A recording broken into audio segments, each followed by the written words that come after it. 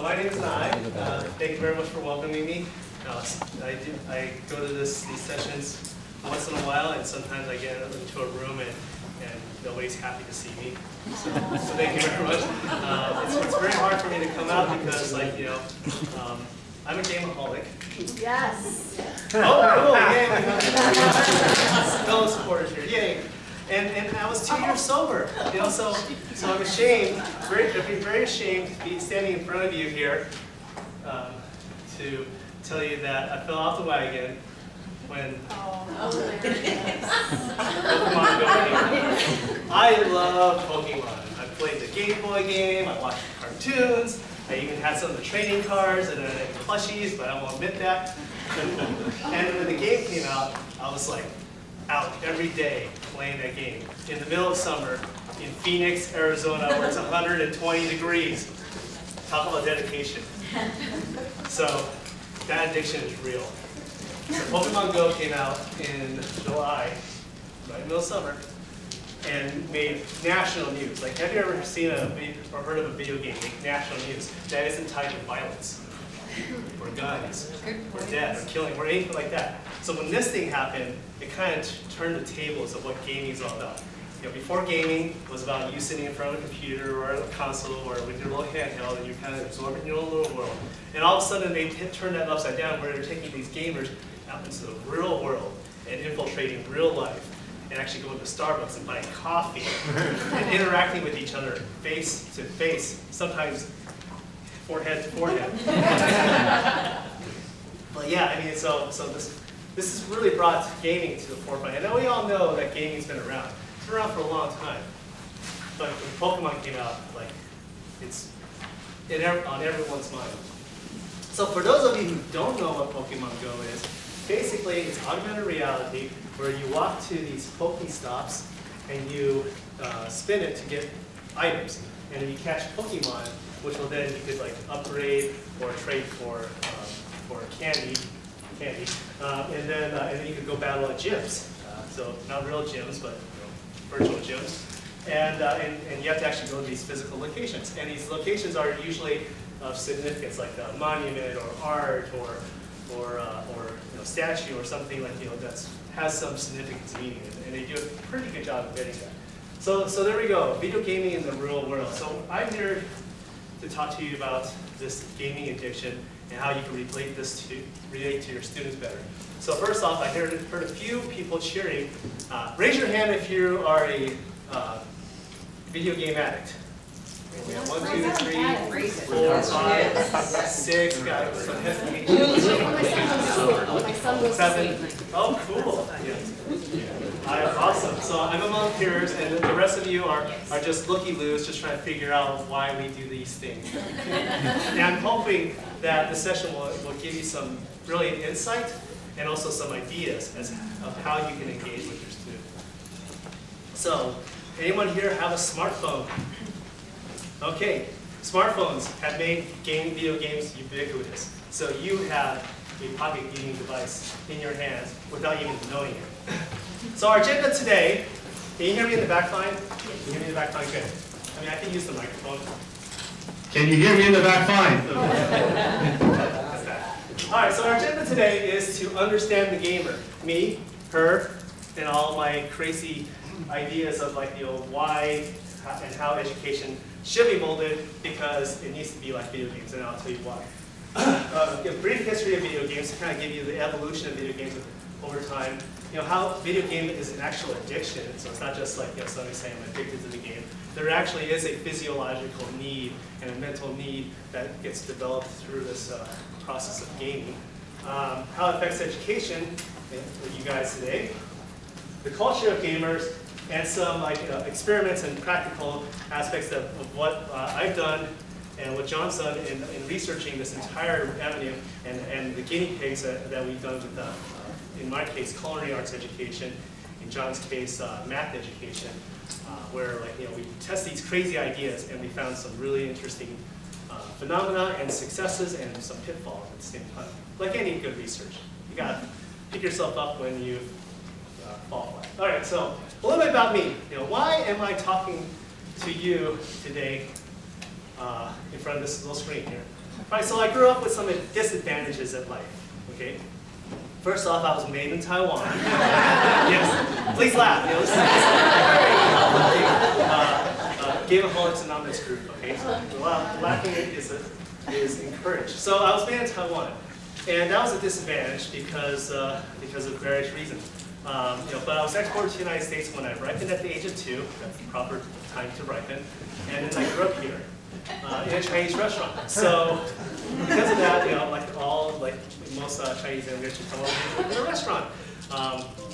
And it was very tough growing in that environment because, if you know anyone in the restaurant business, it's always like, you're just barely making enough money. You got to deal with customers and I lived and slept in the restaurant. I did my homework in the restaurant, and basically that was my life, and I hated it. Okay, so because of these two factors, English was my second language. So I had a lot of reading problems. I had to go through 2 years of speech class to be able to talk to you today in very coherent but very fast, rambling English. Because that's what my brain is. It goes really fast. So I had ESL. So I couldn't even, I even made it through high school without completing a single novel. Because I would read the book and just go in one eye and probably out the other if it was possible. And I just couldn't comprehend. So I was struggling in high school. I couldn't make it. I had ADHD. I don't know if you can tell. And I had a lot of energy, very hard time to focus on various things. And I even failed in math class. Now that's funny. Slanty eyes. It doesn't happen. I mean, the stereotype's true. Like I was like one out of like 50 Asians that actually failed math class in my community. I'm like, oh gosh, for the shame I brought on the family. So I had to deal with these problems, and because I grew up in a Chinese restaurant, we were very poor. I was free and reduced through most of my academic schooling. They couldn't take me to a psychiatrist and put me on what everyone does is on meds, on Ritalin and things like that. So I had to deal with it. My parents had to deal with it. And basically, I had to cope with this crazy energy. And what happened is I turned this attention disorder into my greatest asset, and I'd call a superpower. So it's a superpower because I have heightened senses. I can look out at the room and I can see things in far greater detail and clarity than my peers. I can pick out details, but subconsciously I don't even know it. But I can pick out details. I can know things. I can subconsciously calculate and add things without even understanding why I do that. Multi-sensory interpretation. So I feel when multiple things are happening, like in video games, they're throwing a million things, bullets are flying everywhere, there's statistics, and there's data, you're moving your character around, you're dodging, you're bouncing, you're shooting. So I'm able to cope with that because I had to turn this problem into a muscle, into a power. So anybody have kids with ADHD in their classroom? Yeah. So basically you have all these kids with superpowers.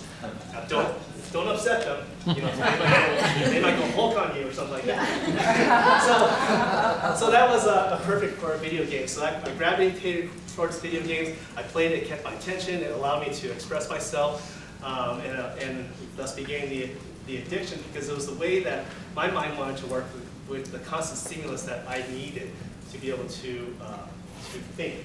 And so then I taught myself programming because I said, hey, I love video games. I'm going to make my own video games. So I started learning coding, BASIC, COBOL, I didn't go COBOL, C#, Pascal, and various languages and whatnot because I wanted to do video games. But instead I decided I wanted to go into education.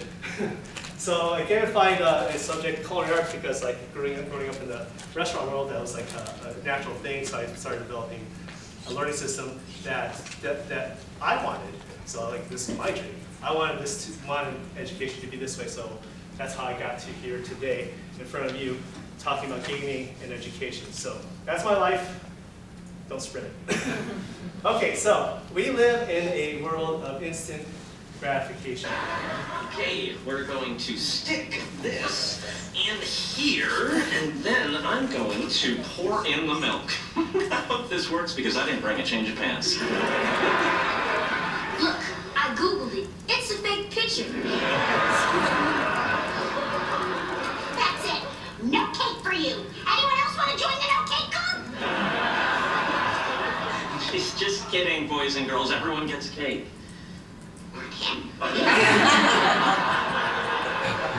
Any Big Bang Theory fans in here? Yeah. Oh gosh, only a few? Where the heck are the rest of you? I think you're all sleeping because that is one funny show.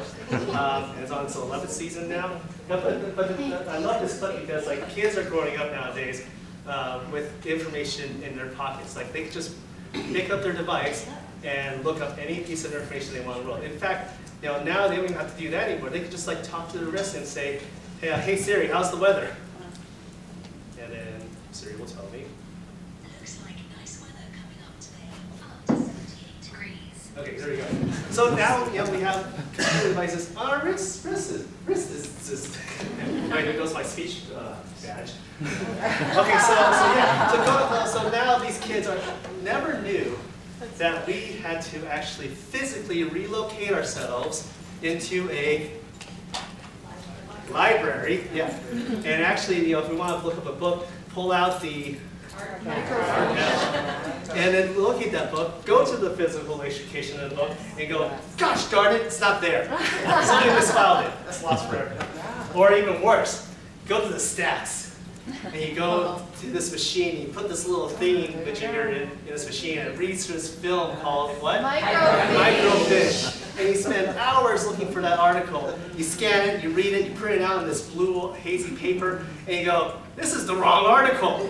Back to the drawing board again. We had to work for our information. We had to work hard for it. And the problem is, like, we might find the information we worked so hard for, it might not be the right information, but we've given up because we don't want to spend another day or 2 days, 3 days to try to do that. But the thing is, like, it was a lot of work. But now we could just like, hey Siri, hey Google, everything's right here, Wikipedia, the internet, just completely changed the world. And these kids, they'll never know. They'll never know. So that's what they're expecting, instant information. So, a little brief history about video gaming. So we all started with this. Remember that? Yeah. Okay. So this was like revolutionary because, like, for the first time in human history, we were actually able to manipulate not physical assets, because everyone could play ping pong or shufflepuck or something like that and do it in reality, but to be able to do it digitally, that's new, that's different. To be able to rotate this thing, make the paddle go up and down, have it bounce back and forth, beat your opponent, it's like, wow, that's so new and different. It's not different from what we've done in real life, but it's a new medium. And that's actually opened up a whole new mindset of the digital age, because before that, everyone's always thinking the physical realm. Now, digital realm is commonplace. So as the video games evolved, we can see that it's gotten more complicated. Like, Pac-Man, now you're moving a guy around being chased by ghosts. Donkey Kong, you're going up, you have an objective to save Princess Peach, or Princess is before she became Princess Peach. Super Mario Brothers, they're a little more complicated, running through the level, defeating turtles, the Koopas, and then Browser, and then saving Princess Peach. Then we have Zelda, we're bringing some like leveling up elements. Street Fighter, where you're actually competing head to head with someone, your dexterity and skills. Sonic, anyone ever seen your kid play Sonic before? Like how in the world can you compute all that information? Like, you're moving at 1,000,000 miles per hour, like dodging bullets, collecting coins, jumping, flying. It's just crazy how much. And then Pokemon Go came out, which was the next big change, or augmented reality. So augmented reality is the next big thing in gaming, and a lot of companies are doing this because it's so popular that 45 million users downloaded it in the first week because it was Pokemon. And that's what every kid wanted to do when you're playing these games. Like, I want to go out and catch Pokemon. That's what I want to do. And when this game came out, it gave them an ability to be able to express that childhood dream, that childhood imagination. In fact, somebody was so enthused about this game that he was playing Pokemon, and you notice this person, this lady there, she looks like she's in pain, kind of a little upset at the moment. She's actually going to labor, and she posted this image of him catching a Pidgey, which is a common Pokemon. And I don't know if they're together today, but it's a great illustration. So it was so crazy that parks like this, which was usually devoid of people, turned into this. And somebody saw, hey, there's a Bulbasaur, and everyone people ran to that one location to try to catch this Pokemon. Yeah, pretty crazy. You know. So, and Pokemon made headlines, and like, it got people to go out and exercise, like myself, in the middle of summer, 120-degree weather. In fact, I was in the middle of downtown Phoenix at like 1 o'clock in the morning playing Pokemon. And I met people from Paris, I met people from Germany who were out playing this game in the middle of summer. I'm like, it's just ridiculous. I was like, cool, let's go catch some Pokemon. I turned to DC Memorial, so like everywhere we were to Memorials, like, people were flocking there because there's like all these different Pokestops, so you could like hit the rounds and get level up really fast. And like, and there was even an ice cream shop that was about to close, and then people started mingling around, and then the owner's like, hey, what are you doing? We're playing Pokemon. Oh, okay. And he's going to be closing his shop because he wasn't getting good business, and all of a sudden, business started picking up, people were kind of hanging around, and then like, so he started selling ice cream again. Really crazy. So I want to see a raise of hands of, we're going through different categories of gamers. So I want to start with the longest generation, arcade games. Now arcade games, who started out playing video games in the arcade? All right, yeah, so that's where we got the most of our exposure. So at the time you had to go to a bar or a pizza parlor or even an arcade and then like, physically locate yourself to this place and pop your quarters to play interactive video games. So then we evolved to the console. So anybody here started playing the consoles? Atari, NES, SNES, that kind of stuff. Okay, so now we moved from the smoky bar to the living room, and now you can play these video games just like you did in the arcade. Then PC gaming started becoming popular. Who are PC gamers here? Right? A few. The hardcore, you can say. So basically, you took these like productivity machines that used to be only used for word processing, spreadsheets and whatnot, and started people saying, hey, like, we can take these IBM computers and turn them into gaming machines, and we became that. Then we go into portable gaming, such as Game Boy. So who is a portable gamer here? Game Boy, PSP, whatnot. Okay, cool. Smaller demographic. And then so now you can take your video game with you instead of sitting at home in front of a computer. And then, like I said earlier, smartphones kind of leveled the playing field. Everyone has a gaming device now. And anybody here play solitaire on their phones? All right, you're a gamer, even though you don't know that. If you play like Candy Crush or silly games like that, or Hey Day, like I do. Oh wait, no. Okay, so this graphic here is a graphic that illustrates the difference in passive versus active entertainment. Now this directly correlates with education. So look with me here, over here on the left, we have these famous cartoon characters like Felix Cat, Mickey Mouse, Smurf. These are characters that you probably grew up watching. So when you were a little kid, you had so much energy, you were running on Casey, your parents would turn on the TV and say, go watch this. So you'd be like, okay, I'll go watch that. So you sit in front of the TV, you're being entertained by these characters, you laugh with them, you cry with them, they're telling stories, helping you get educated in some cases, sometimes not. But the thing is, like, you become enamored by these characters. You grow up, you love Mickey Mouse so much, you go to Disneyland, you buy the silly Mickey Mouse ears, and you take these horrible selfies and send them to all your friends. So the thing is, like, so this is the way that, you were entertained as kids. You sit in front of the TV, you get the story told to you. And then you go to school, and you have the teacher in front of you, and they're saying, okay, today, open your book to page 58, we're going to read together the chapter on molecule bonding, and let's go ahead and I'm going to tell you some things, I'm going to tell you some more things, you better pay attention to me, and you're sitting there going, okay, I get this. I'm being told what to do, they're telling me what to think, and just like the way the television is was at home. So that computed, that made sense, and that worked for many years, like, on until this came out. The video game console. So now, instead of like sitting in front of TV and watching passive entertainment, you're now actively engaged. So now you have a controller, you move these characters around, you're making decisions. You're like, okay, do I want to go through the level with only getting 2 stars? Do I want to get 3 stars? Do I want to get this extra achievement? Do I want to like, make it through the level with only losing like 1 point of life, 0 points of life, or just barely scraping by? And you're actually making these decisions and controlling these avatars. So anybody here Mario fans? Mario fans? Oh yeah. Mario was voted as the most iconic character, even surpassing Mickey Mouse, around the world. Oh. Because he has made such a huge impact. And why is that? Because of video games. You know, Mickey Mouse didn't make it into video games that much, but Mario was all over it. With Super Mario Brothers all the way up to Mario 64, or even beyond that. So now you're controlling it. You're making decisions. You can decide how well you do. You can decide how many times you want to go through that level. You know, you can make your own choices. And then you go to school, you sit there, and the teacher is lecturing at you, and what happens? Does not compute. Disconnect, and you go to sleep. In fact, I fell asleep in math class quite a few times because the teacher was going so slow. So the entertainment is basically programming the way that our students desire information and how they compute it.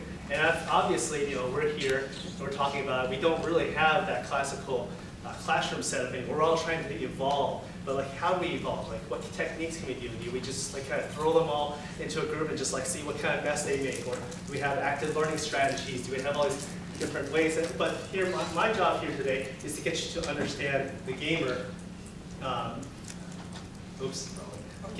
so that you can start to develop newer, better ideas than what's being developed out there. Because a lot of these scholars that are developing all these strategies, they're not gamers. They have no idea what's going on in here. So they think in a certain way, and they're trying to push a model that they think might work, but it really has to come from a better understanding. All right, so brief mention about the video game addiction, because it's important to note that video game is an addiction, because it's a widespread epidemic, okay? It's so bad that, like, in a survey recently, 97% of youths 2 through 17 said they have played a video game. Whoa, scary stuff, you know? And I don't know what happened to the 3%, though. That represents roughly 64 million kids in the United States alone. So that's a lot of video game users. I won't say addicts, but they're definitely users. Now this is interesting. The ages 2 through 5 are the fastest growing segment. Now why is that? You know, why is that? Well, it's because of this. Right here. This pocket this time. Which pocket is it next time?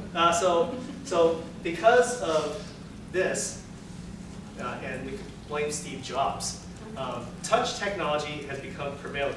Before, in order to play video games, you have some manual dexterity. You have to be able to move a controller, hit buttons, and make that transition. Now, you just have to be able to see it and touch it, and swipe it, move it.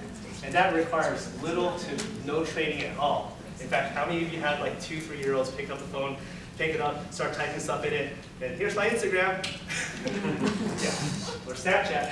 So it's like, how did you do that? Like, where'd you get that filter? Blah, blah, blah, blah, blah. Yeah, anyway, so these kids are growing up with the technology in hand. And so bad in China, my peeps, they actually have internet boot camps where they take these kids, rip them out away from the computer. So like these people come in and seize the kid, like take them into a van, send them into a boot camp, and they're disconnected from the world for a week to a month, where they kind of go through like basic training just to get them away from the game, so they're not addicted. It's just crazy. So it's addicting because of these reasons. First off, it's a temporary escape. So they're escaping from the reality of the world that they're in, and they're like, you know, expressing themselves in something that's non-tangible. So they could be anything, do anything.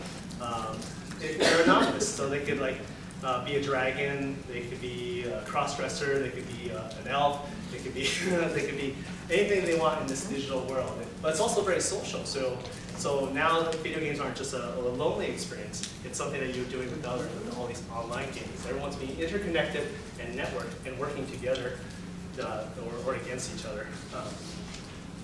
It's challenging and goal-oriented. So in any game, you're presented with a challenge, and you're like, okay, I want to make that challenge, and the goal is to beat it and to get these rewards.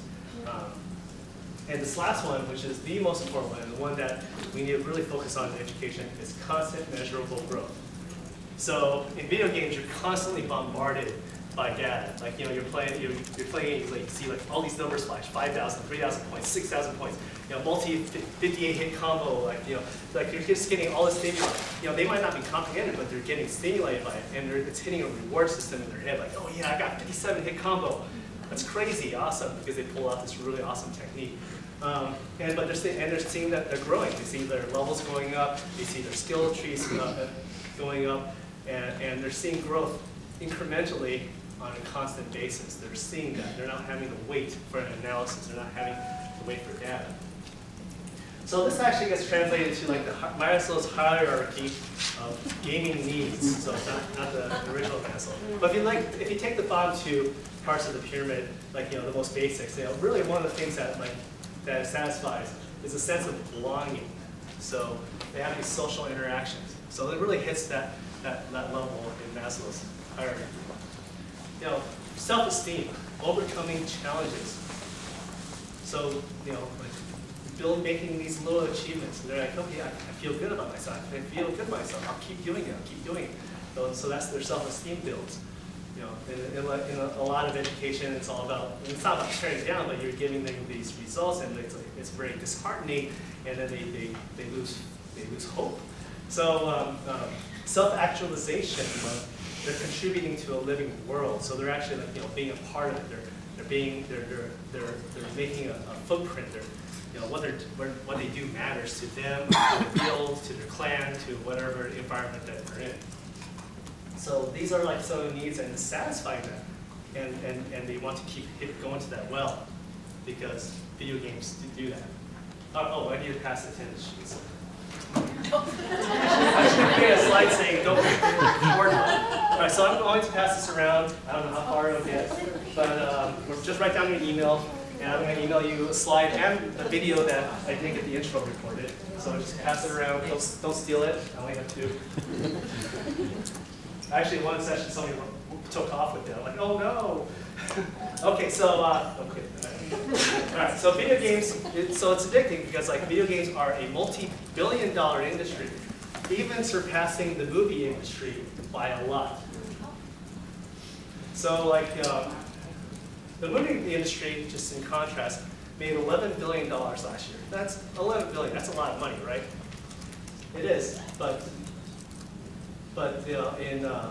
in gaming, let's just for example, in Super Bowl 2015, I was watching the football game, not for the game, but for the commercials, like everyone else does. I'm not a big sports fan.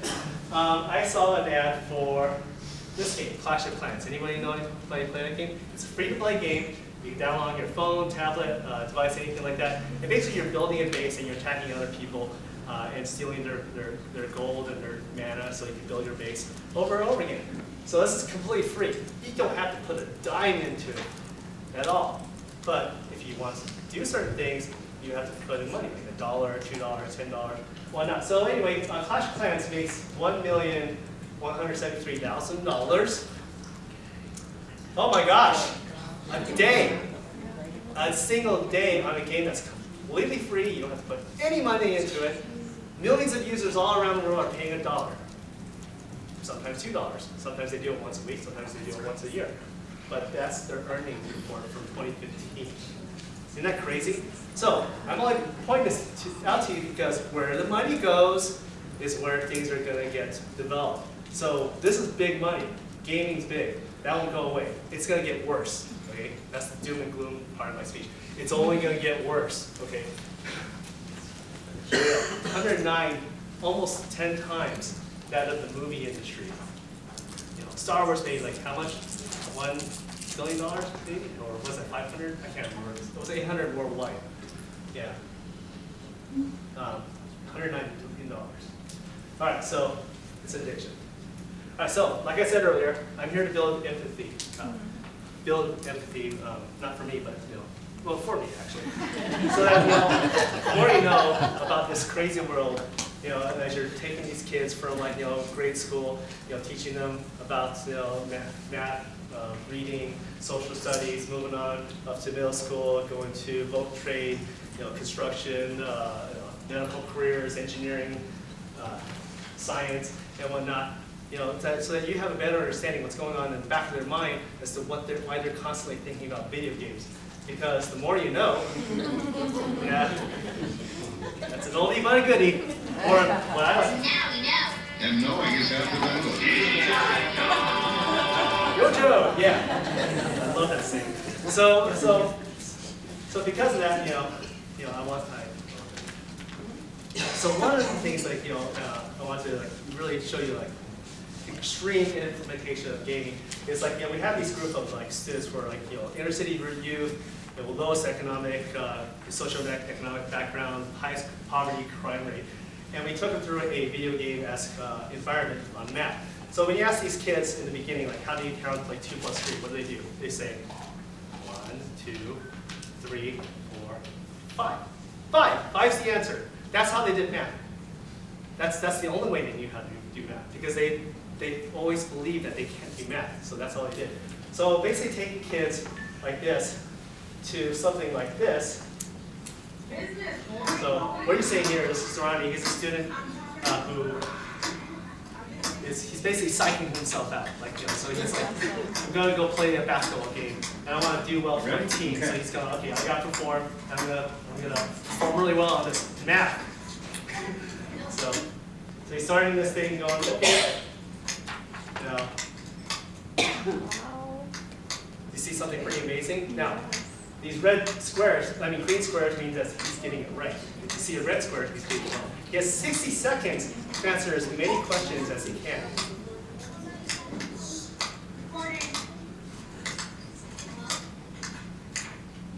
So what rate can you guess that he's going at right now?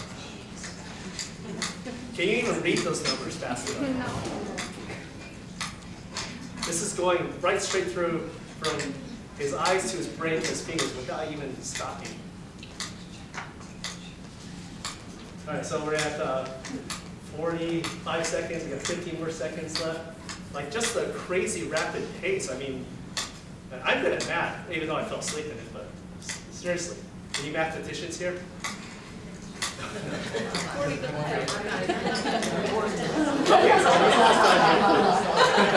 All right, and let's see what you got. 60 and 0. 60 right, 0 wrong, 1 minute. That's 1 per second.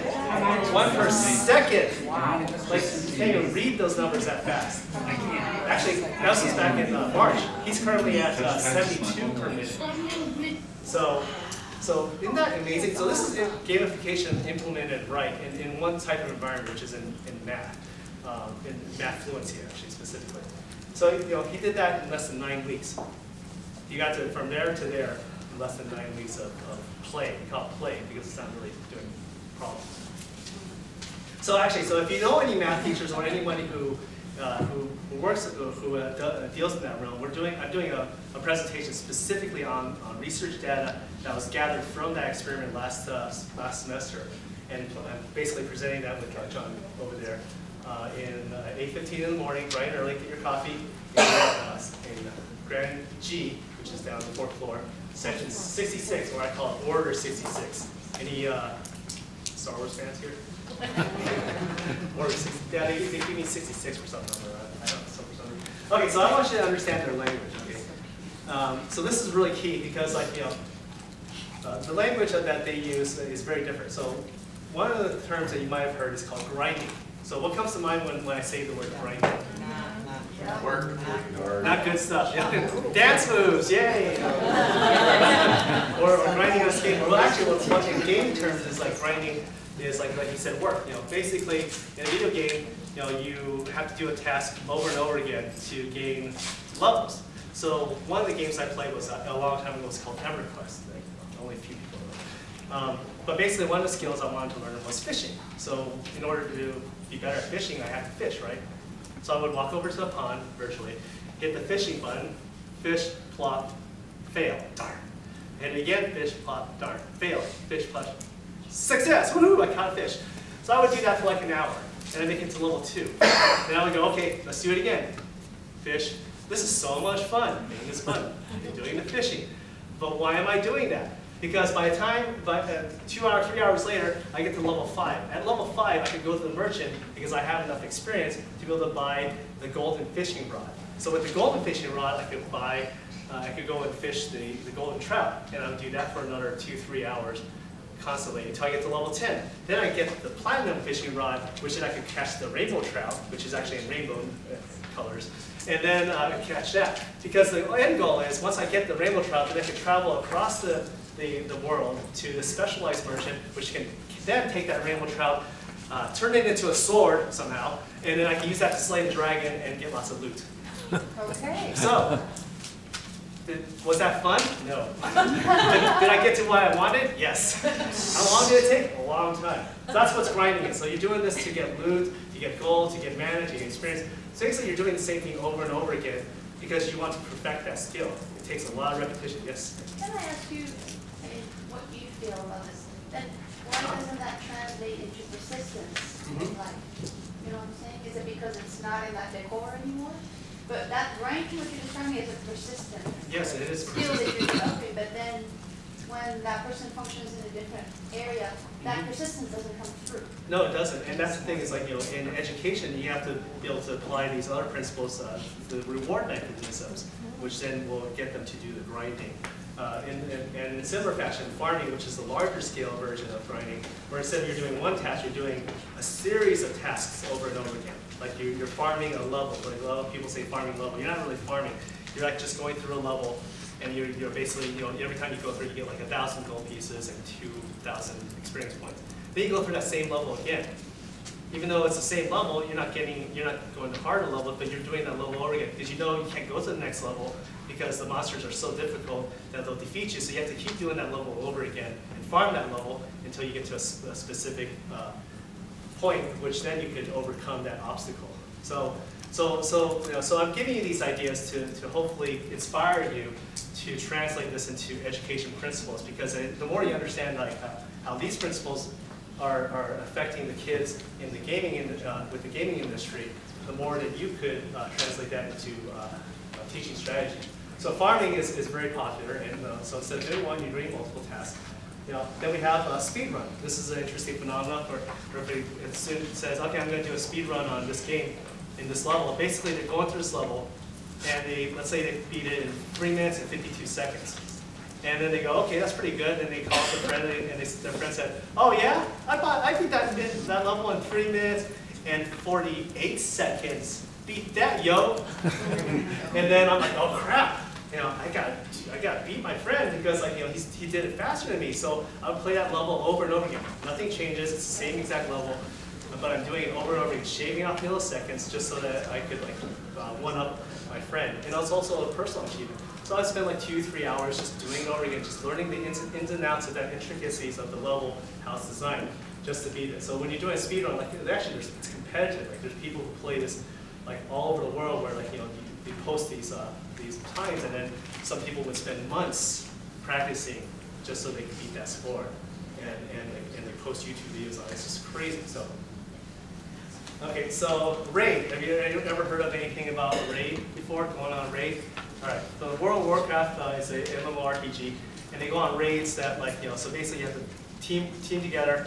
Where you have a cleric, a mage, a fighter, and you get together, and each person has a pre-assigned task to probably get an item or something like that. You get together at a specific time. They may be all over the world, and you go and attack a dungeon. That's what Raid is. It takes a lot of coordination, a lot of time, and a lot of pre-planning, and these kids do that almost on a daily basis, where they're doing raids. And a 100%er. So basically, when you play a game, most games, you beat it, you get to the end of the story, you're 50%. Well, what about the other 50%? Well, because there's like hidden achievements, like Easter eggs, items that you can go and explore. So basically, you can turn a 30-hour game into a 100-hour game because you're just kind of walking around the environment looking for that stupid little item because you want to get 100% of whatever the developers did. Yeah, jump out stupid. Some of it's really stupid.